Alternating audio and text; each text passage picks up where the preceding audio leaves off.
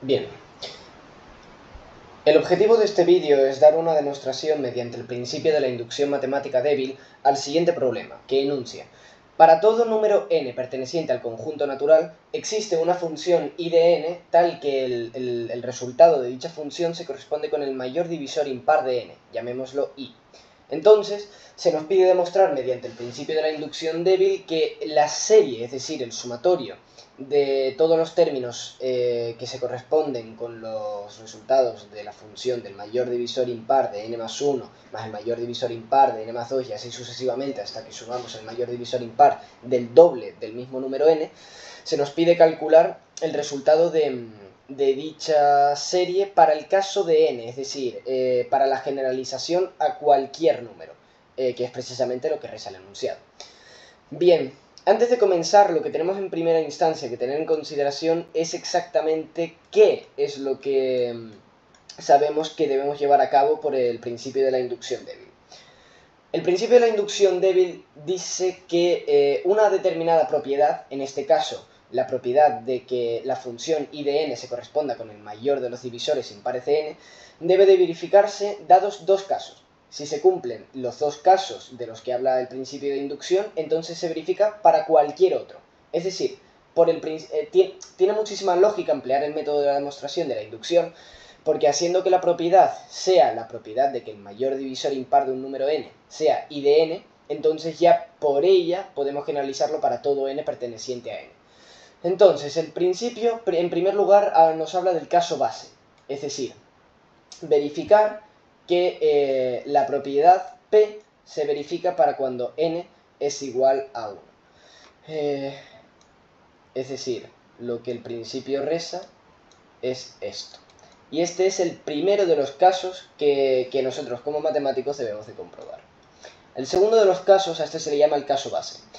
El caso general es, como su propio nombre indica, aquel que generaliza la verificación de la propiedad P o el cumplimiento de la propiedad P con respecto de cualquier n.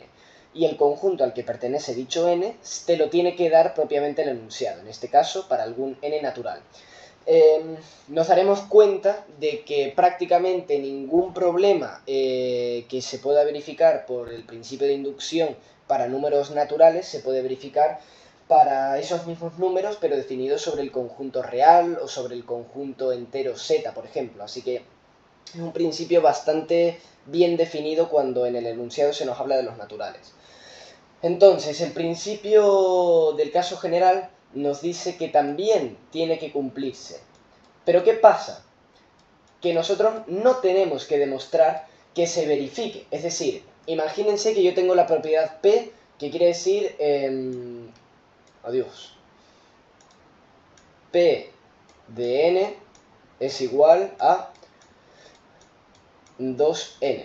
Entonces, para el caso base de la inducción, naturalmente debo de sustituir n igual a 1 y nos queda que la propiedad P, o sea que 1 con respecto de la propiedad P, nos halla el doble. Se habrán dado cuenta para estas alturas del vídeo de que la propiedad P no actúa de otra forma que no sea la de una función cualquiera. En este caso, si nos ponemos exquisitos, podríamos determinar que el dominio de P de n es equivalente al conjunto natural n. Pues bien, el principio de la inducción nos permite atajar en el sentido en que para al caso general de n, no tenemos que demostrarlo, tan solo tenemos que asumir que esto se cumple. ¿Por qué? Porque lo que nosotros hacemos es, digamos, forzar que el siguiente caso que voy a exponer sea verdad. Y lo que hacemos es sencillamente asumir que esto sea cierto sin demostrarlo. O sea, dejarlo así, tomarlo como verdad. ¿Para qué? Para poder demostrar que si para algún n se verifica, entonces la propiedad simultáneamente queda demostrada para el caso de la propiedad respecto de n más 1. Como veremos realmente este método, esta ilación que se hace en el caso de n más 1 respecto del caso de n, funciona casi que por sustitución. Pero lo importante que tenemos que saber es que esto se calcula, esto se supone, y aquí ya hacemos una pseudo sustitución. Pues bien, lo que nosotros tenemos que también saber es esto de aquí. Esto es lo más importante.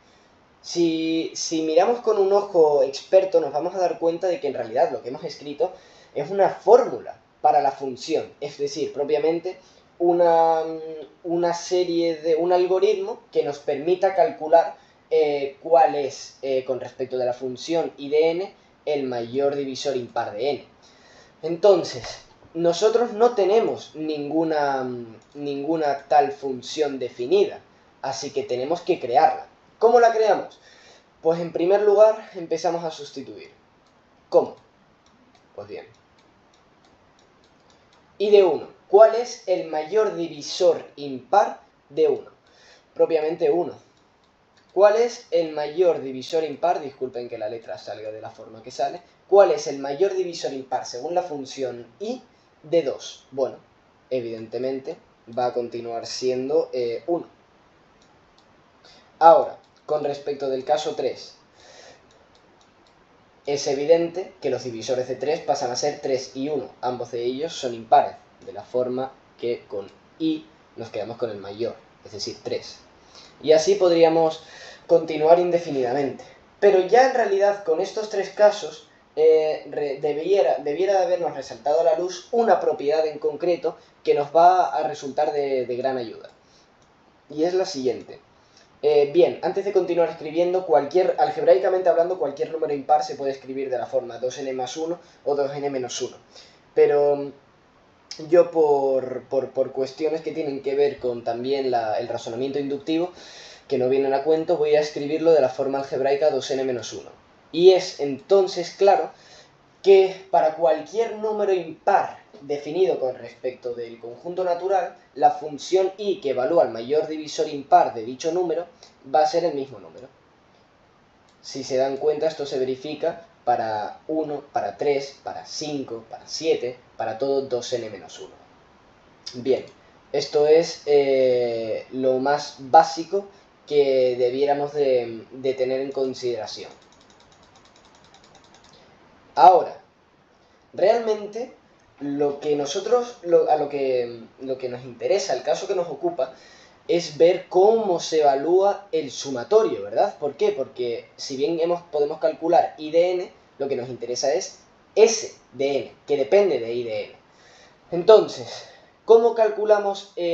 O sea, nosotros vamos a establecer de lo que aquí hablaba yo como la propiedad P, en este caso vamos a sustituirla para el caso de la suma. Vamos a hablar de la propiedad P como dicha suma. Entonces, por el principio de inducción débil, en primer lugar, tenemos que calcular el caso base. El caso base es para cuando n es equivalente a 1, ¿verdad? Aquí a los hechos me remito, como dijo aquel. Pues bien, la serie para cuando n es equivalente a 1 va desde, bueno, por definición para n va desde i de n más 1 hasta i de 2n. Entonces aquí, si se dan cuenta, n más 1 es igual a 2n, ¿verdad? En ambos casos, 1 más 1 es igual a 2 por 1. Así que lo que tenemos que hacer es ocuparnos del caso exclusivamente i igual a 2. ¿Recuerdan que habíamos aquí ya deducido que el caso i igual a 2 era 1? Esto quiere decir que el sumatorio con respecto del caso base es 1. ¿Pero qué es en realidad 1? 1 es a su vez equivalente al cuadrado de sí mismo. Bien, probemos para el caso s igual a 2. S igual a 2 nos queda i de n más 1, es decir, empezamos por i de 2 más 1, i de 3. Más i de 4, ¿verdad? Y ahí nos paramos puesto que 4 es equivalente al doble, es decir, se satisface esta relación de aquí, que es la única que tenemos que tener en cuenta. Entonces, i de 3, el mayor divisor impar de 3, por la fórmula de la identidad de s de 2n menos 1 es igual a 2n menos 1, nos queda 3. Y al respecto del caso 4, ¿qué nos queda? 1. ¿Se dan cuenta de que lo que aquí tenemos es equivalente al cuadrado de la preimagen que habíamos utilizado respecto de la función s? Es decir, que ya podemos empezar a intuir que muy probablemente nuestro caso generalizado, recordemos que aquí existe una equivalencia de S con respecto de la propiedad P, podemos asumir que S de n nos va a aproximar a n al cuadrado para todo n natural, ¿verdad? Eso es lo primero que sería conveniente deducir y lo hemos sacado básicamente de la sustitución respecto de la tabla esta que habíamos hecho. Bien, Ahora sí que definitivamente podemos comenzar a aplicar el principio de inducción matemática, porque ya tenemos una propiedad que nos dice algo. ¿Recuerdan que aquí habíamos hecho equivalentes P de n a 2n? Pues aquí lo tenemos, pero con respecto a la propiedad S de n. Entonces, por inducción simple, ya hemos demostrado el caso base de aquí, ¿verdad? Se verifica. Y eso es suficiente para poder asumir que se verifica para n. ¿Recuerdan que yo les había dicho que para el caso general de la inducción teníamos que asumir que aquella propiedad se verificaba para n, no demostrar propiamente que era cierta?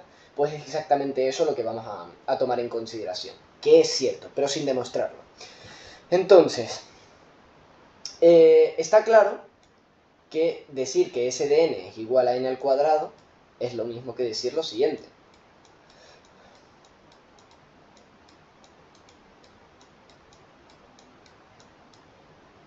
Esto es n más 1, ¿de acuerdo?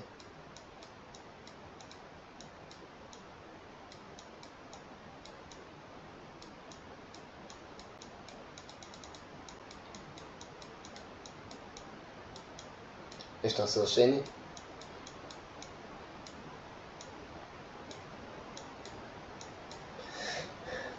Lo que nosotros hemos hecho es llevar a cabo es inducir si S de n es a n al cuadrado y simultáneamente es a la suma de los valores numéricos de los resultados, o bueno, de los valores generales de los resultados de tomar la función y para todos los números entre n más 1 y 2n dado un n natural, entonces lo que hemos hecho es hacer esta igualdad.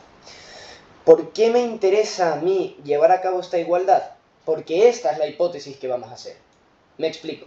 ¿Recuerdan que al comienzo del vídeo les había hablado del hecho de que para demostrar el caso n más 1 lo que era conveniente era llevar a cabo una sustitución?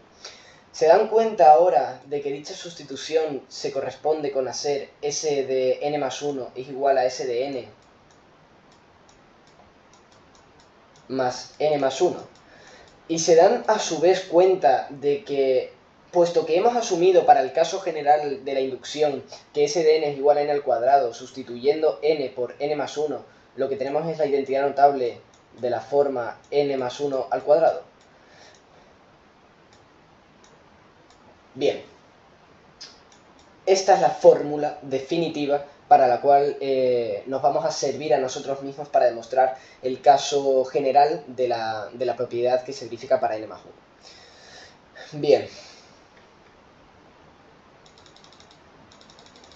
Entonces, ya habiendo explicado eso, lo que tenemos que comenzar a hacer es la sustitución, ¿verdad? ¿Nosotros qué tenemos aquí?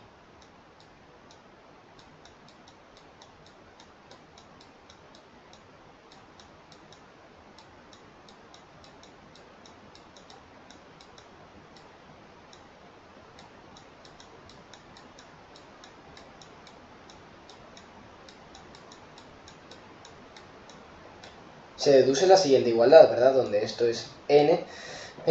Lo acabamos de deducir mediante la sustitución del caso general para n. ¿Por qué? Porque si n más 1 es mayor a n, entonces los sumatorios, las propiedades que se asignen a cada uno de ellos, en este caso las series de los mismos, también se tienen que seguir de ello. Por lo tanto, puesto que n es predecesor de n más 1, también lo será la serie con respecto de la serie que estamos calculando. Y esto es en realidad lo único que nos interesa para poder hacer la igualdad. Pero ¿qué pasa? Que nosotros ya habíamos calculado a su vez, de la siguiente deducción, que esto se verifica. Por lo tanto, podemos reescribir la serie de n más 1 como el cuadrado. O sea, sí, n cuadrado, que es equivalente al resultado de la primera serie que hemos sustituido,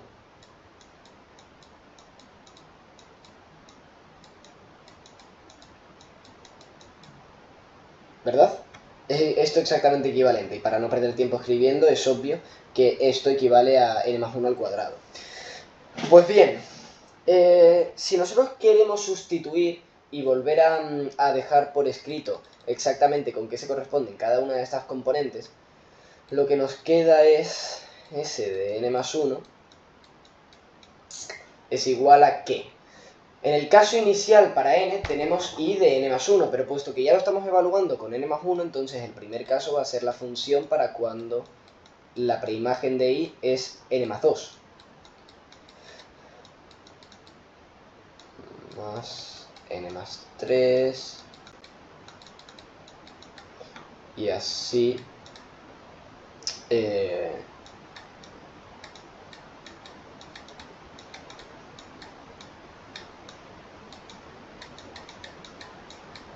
se sigue. Y esto por definición debe de ser equivalente a dicha identidad notable. Bien, entonces, ¿cuál es el problema? El problema al que nos estamos enfrentando ahora mismo es el siguiente.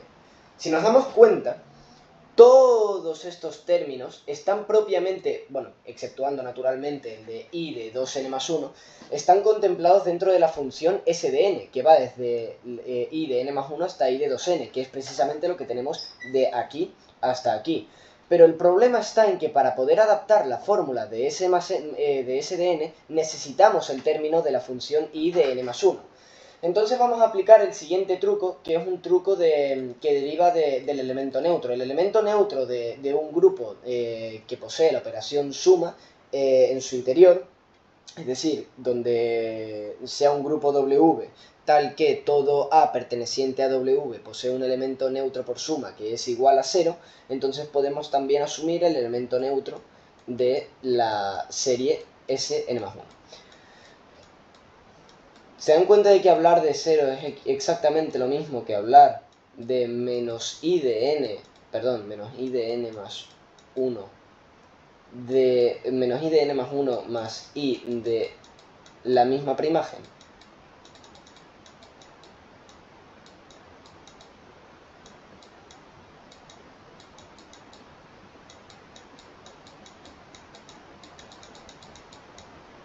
Bien, entonces pasa a ser claro que ya podemos propiamente llevar a cabo esa sustitución de la que hablábamos antes.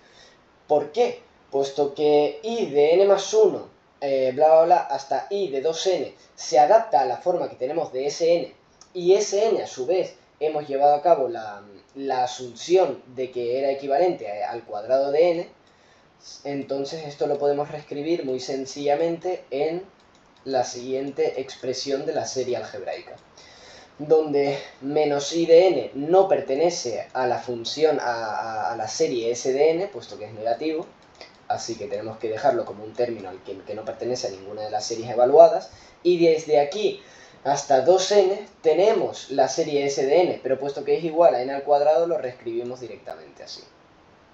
Bien, y entonces esto de aquí es lo mismo que ahora sencillamente decir i de 2n más 1, puesto que estamos evaluando con respecto de n más 1, y ahora lo que tenemos que hacer es, si se dan cuenta, nosotros también, o sea, nosotros estamos evaluando 2n más 1 es un número, ¿de acuerdo? Es un número como el que aquí podría ser i de 2n menos 1.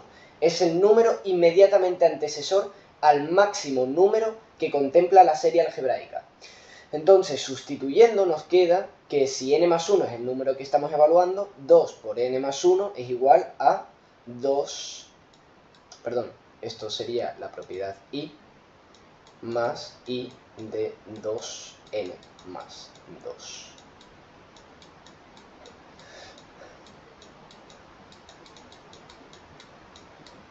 Bien, aquí nos remitimos a los hechos de los que habíamos hablado inicialmente.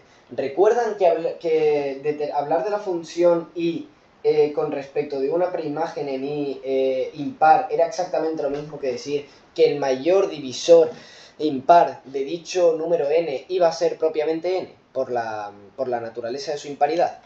Pues bien, ¿cuántos números que se pueden evaluar de esa forma tenemos aquí? El siguiente término, i de 2n más 1, 2n más 1 es la forma algebraica de un número impar, de manera que este es equivalente a sí mismo.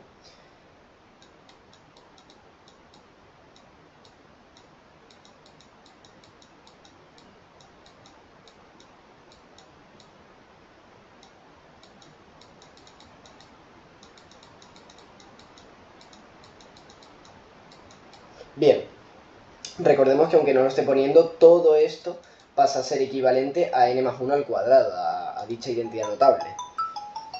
Entonces, lo que ahora tenemos que hacer para completar el paso de la inducción débil es darnos cuenta de que un número arbitrario, n más 1, va a poseer exactamente la misma, o sea, va a poseer un número primo mayor, el número primo mayor en que el número n más 1 va a poder ser descompuesto va a ser equivalente al número primo mayor en que 2n más 1 va a poder ser descompuesto, ¿verdad?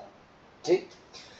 Entonces, puesto que aquí 2n más 2 se puede reescribir sacando factor común 2 como 2 por n más 1 entre paréntesis, lo que tenemos es, si se dan cuenta, exactamente el mismo número, el mismo valor numérico de la función, es decir, el mismo mayor primo que lo descompone, que el que resulta de i de n más 1. Por ejemplo, yo tengo el número n más 1 para n igual a 4, estoy evaluando i de 5. I de 5 ahora tomo i de 2n más 2, sacando factor común, es claro que nos queda que estamos comparando i de 10 con i de 5. Entonces, ¿cuál es i de 5? I de 5 por definición es 5. I de 10 también va a ser 5. Se dan cuenta, por lo tanto, de que decir i de 2n más 2 es lo mismo que decir i de n más 1. Y puesto que aquí tenemos menos n más 1, este y este se nos van. Se nos cancelan muy hermosamente. Y lo que pasamos a tener es n al cuadrado más 2n más 1, que por definición es el desarrollo de la identidad notable a la que habíamos hecho equivalente partiendo de la siguiente asunción inicial. Por lo tanto, queda demostrado que s de n es equivalente a n al cuadrado y que s de n más 1 es igual a n más 1 al cuadrado, lo que depende de dicha asunción. Y puesto que el principio de la inducción matemática determina que si se verifica la propiedad P, dados los n, n sub 1 igual a 1, n sub 2 igual a n y n sub 3 igual a n más 1, entonces se verifica para todos los n pertenecientes al conjunto definidos por el problema, en este caso es natural. Por lo tanto, dicha afirmación, esta afirmación s de n igual a n al cuadrado, es igual para todos, todo n perteneciente a n. Esto es, el sumatorio o la serie de todos los números que son los mayores divisores impares de n van también a ser siempre equivalentes al cuadrado del mismo n. Y así queda verificado.